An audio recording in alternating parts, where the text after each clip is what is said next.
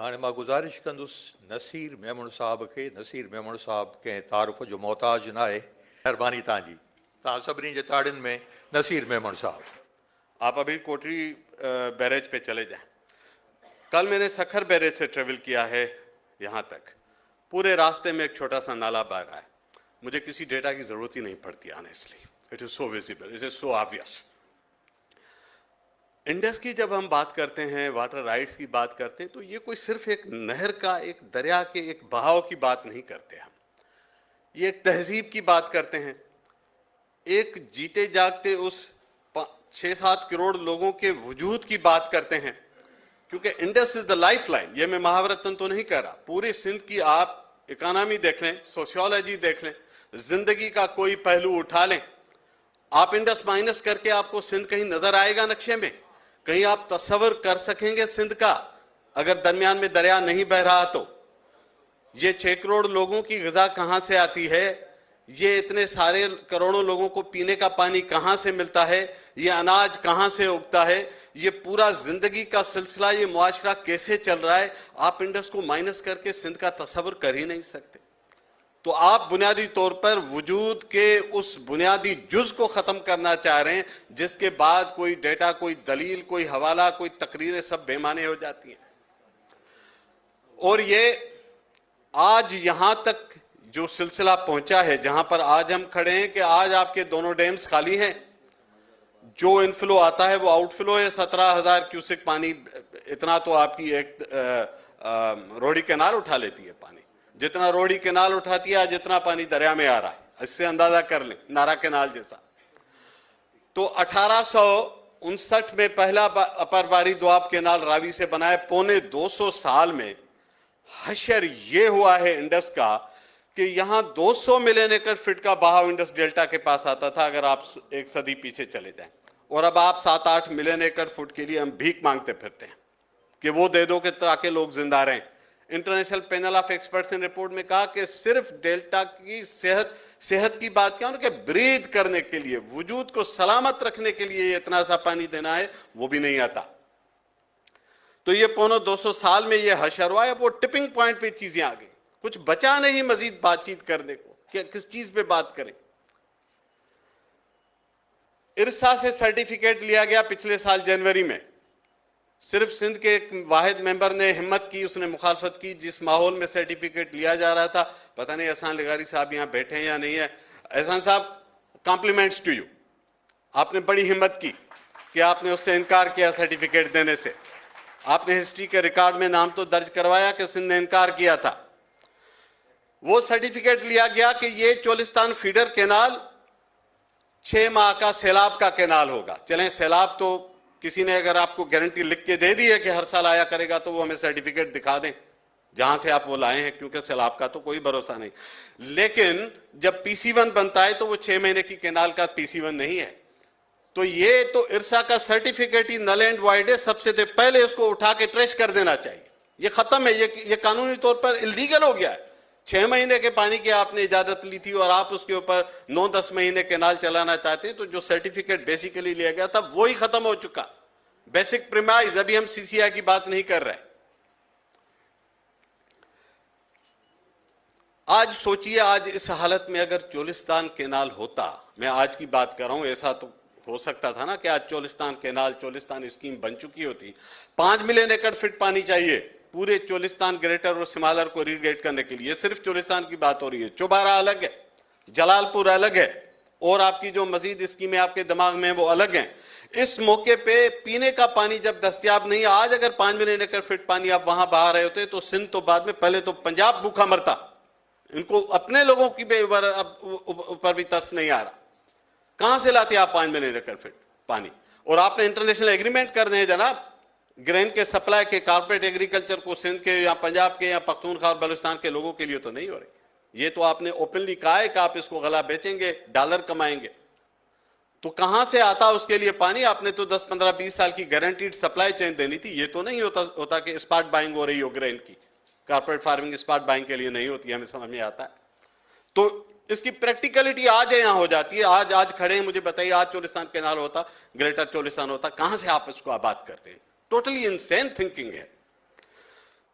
दो हफ्ते पहले चोलिस्तान के 124 अफराद पिटीशनें लेके लाहौर हाई कोर्ट में गए, बहालपुर डिवीजनल बेंच में, और वहां उन्होंने कहा कि हमें फोर्स इवैक्यूएशन करवाई जा रही है फॉर सम इंपॉर्टेंट प्रोजेक्ट को उन्होंने टर्म यूज किया है। अदालत ने पंजाब के नुमाइंदे को बुलाया कि आप लोगों से जमीनें लेके इनको उठा रहे हैं, जिसके बाद पंजाब के नुमाइंदे ने, अफसर ने कोर्ट में कहा कि हमने हमारे सूबे में ये जमीनें निगरान हुकूमत ने ली थी, हमारी काबीना उसको नजरसानी कर रही है। तो जब पंजाब में निगरान हुकूमत के दौरे हुकूमत में दी हुई जमीनों पे आज उनकी कैबिनेट नजरसानी कर रही है, सिंध की कैबिनेट क्यों नहीं नजरसानी करती? आप कहते हैं ना कि निगरानों ने दी थी, हमने नहीं दी थी। आज आप इलेक्टेड हैं, आज आपके पास इख्तियार है। निगरानों ने जो काम किए यहां आप सब उनको इंडोर्स करते हैं, अगर उसके खिलाफ आप उसको रिवर्स नहीं कर रहे तो मैं एक मुतालबा करूंगा कि जिस तरह पंजाब की हुकूमत उसको नजरसानी कर रही है, रिव्यू कर रही है, आप भी करें, आपको भी करना चाहिए। 2 पॉइंट्स और करके मैं अपने 10 मिनट में बात खत्म करने की कोशिश करूंगा। बात निकली है कराची शहर की या हैदराबाद शहर की या बाकी सिंध के शहरों की। यकीन करें, ये जो सिनेरियो में एग्जेजरेट नहीं करा, सबसे ज्यादा वल्नरेबल शहर कराची बनने जा रहा है सिंध का, सबसे ज्यादा, अगर ये इस तरह की फर्दर एब्स्ट्रैक्शन अप स्ट्रीम पे होती है। 85% कराची के पानी का सोर्स ही इंडस रिवर है। कई लोगों ने शायद टीवी पे सुना हो कि धाबेजी पंपिंग स्टेशन फेल हो गया, तो लोग समझते हैं शायद धाबेजी पे कोई अलग दरिया बनाया गया है कराची के पानी को देने के लिए। वो धाबेजी और घारों में बाद में आता है, मंछर किंजर से आता है, किंजर को पीछे केबी फीडर सप्लाई करता है। तो जहां 85% पीने का बाकी जरूरियात का पानी आता है, वो रिसोर्स ड्राई होने वाली है। इमेजिन करें कि 2-2.5 करोड़ के शहर का हशर क्या हो जाएगा। आज भी एक पाइपलाइन फटती है तो 4 दिन तो सड़कें बंद हो जाती हैं। इमेजिन करें कि जो टैंकरों में लोग कहते हैं टैंकरों में पानी आता है, मैं पूछता हूं टैंकरों में कहां से आता है? क्या टैंकर पानी क्रिएट करता है? क्या चावल और आटा सुपर स्टोर के शेल्फ में उगते हैं? ये सारे अंडे और दूध दही आपकी छतों पे उगेगी, कहां से आएगी? इन्हीं जगहों से आएगी जहां पे पानी होगा। तो इस जदोजहद से लातल्लुकी अपने मौत के परवाने पे साइन करने के बराबर है। हम में से कोई अफोर्ड नहीं कर सकता, हम में से कोई अफोर्ड नहीं कर सकता, इर्रेस्पेक्टिव कि मैं कराची में, मैं भी कराची का शहर हूं। ये नहीं कि मैं कोई किसी और मखलूक से, कहीं से और सयारे से आऊं। हम सब कराची के रहने वाले, जबानें अलग बोल सकते हैं, हम सबका मुश्तरका मसला है। तो अगर किसी ने जबान के बुनियाद पे अलग होना है तो वो समझ ले कि आटा, चावल और घी और गेहूं और पानी का कतरा जात और आपकी नस्ल और जबान पूछ के आपके दरवाजे पे नहीं आएगा। तो इस जदोजहद से अलग होने से लोगों को समझाएं, अपने दोस्तों को, कि ये किसी किसान की जदोजहद नहीं है, सिर्फ एग्रीकल्चरिस्ट की जदोजहद नहीं है। ये जो आप जहां खड़े हैं, सामने फॉल्ट लाइन है। 1945 में ओरमाड़ा से जो सुनामी जनरेट हुआ, कराची के वेस्टर्न कोस्ट पे 4000 लोग आज से 1 सदी पहले मर गए थे। इतना खौफनाक सुनामीज यहां आते हैं, यहां साइक्लोन आते हैं। इनको रोकने की कोई आप ईंटों की, सीमेंट की दीवार नहीं रोक सकती। इसको सिर्फ और सिर्फ मैंग्रोव्स की नेचुरल शील्ड रोक सकती है, और उसे चाहिए फ्रेश पानी। ये फ्रेश पानी ना आने से सिर्फ मैंग्रोव्स अगर नहीं होंगे तो सिर्फ मछलियां नहीं खत्म होगी। हम सब इस शहर में जहां बैठे हैं, लम्हों की देर है, अगर खुदा न खास्ता एक साइक्लोन इधर हिट कर जाए, अब्दुल्ला शाह गाजी कितनी चौकीदारी करेगा हमारे साइक्लोन्स की? वो बेचारा थक चुका है। कोई और गाजी ढूंढे, अपने गाजी खुद बने।